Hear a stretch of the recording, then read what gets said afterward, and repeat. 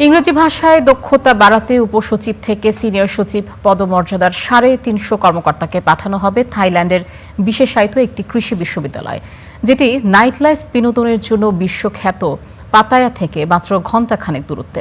দেশে প্রশিক্ষণ নেওয়ার ক্ষেত্রে কর্মকর্তাদের আগ্রহ না থাকায় এমন উদ্যোগ নিয়েছে জনপ্রশাসন মন্ত্রণালয়, যেটির বাস্তবায়ন করবে বিয়াম ফাউন্ডেশন।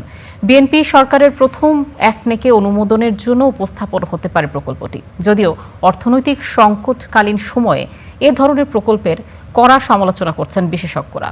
বিস্তারিত মাহাবুল ইসলামের রিপোর্টে। প্রশিক্ষণের নামে সরকারি অর্থলুটের অভিযোগ আছে ভুরি ভুরি।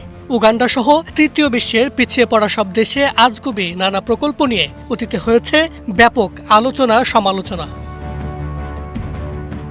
এবার ইংরেজি শিখতে যুক্তরাজ্যের বদলে কর্মকর্তাদের থাইল্যান্ডে পাঠানোর প্রকল্প হাতে নিয়েছে বিয়াম ফাউন্ডেশন। উপসচিব থেকে সিনিয়র সচিব পদমর্যাদার মোট ৩৫০ কর্মকর্তা সুযোগ পাবেন এমন প্রশিক্ষণের।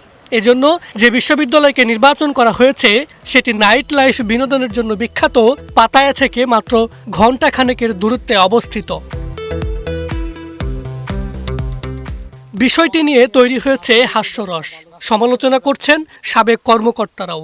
রাজনীতি এবং আমলাতন্ত্র দুইটার মধ্যে যখন শুদ্ধাচার এর ব্রত না আসবে, সদিচ্ছা জাগ্রত না হবে, ততদিন আপনার কোনোটাই ভালো চলবে না।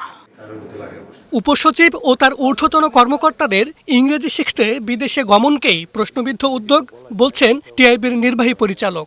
ইংরেজি না জেনে এত বড় কর্মকর্তা হওয়ারই সমালোচনা করছেন তিনি। কোনো সচিব যদি মনে করে ইংরেজি শিখতে বিদেশে যেতে হবে, তাহলে তার সচিব হওয়ারই যোগ্যতা নাই।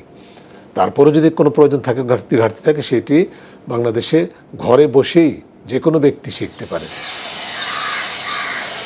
কর্মকর্তাদের দক্ষতা বাড়িয়ে সরকারি সেবার মান উন্নয়নে প্রতি বছর বুনিয়াদী প্রশিক্ষণের জন্য প্রকল্প বাস্তবায়ন করে সরকার। তবে এমন প্রকল্প নিয়ে ক্যামেরার সামনে কথা বলতে রাজি হননি বিয়াম ফাউন্ডেশনের মহাপরিচালক ও প্রকল্প পরিচালক। তারা শুধু জানান, আগে কৃচ্ছ্রতা সাধন নীতির কারণে এটি অনুমোদন করেনি সরকার, এবার তাই নতুন করে অনুমোদন চাওয়া হয়েছে। প্রকল্পটির মেয়াদ চলতি বছরের জুনেই শেষ হওয়ার কথা থাকলেও ডিসেম্বর পর্যন্ত বাস্তবায়ন মাত্র 37.25%।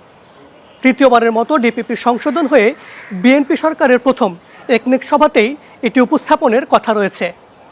মাহাবুল ইসলাম, স্টার নিউজ, ঢাকা।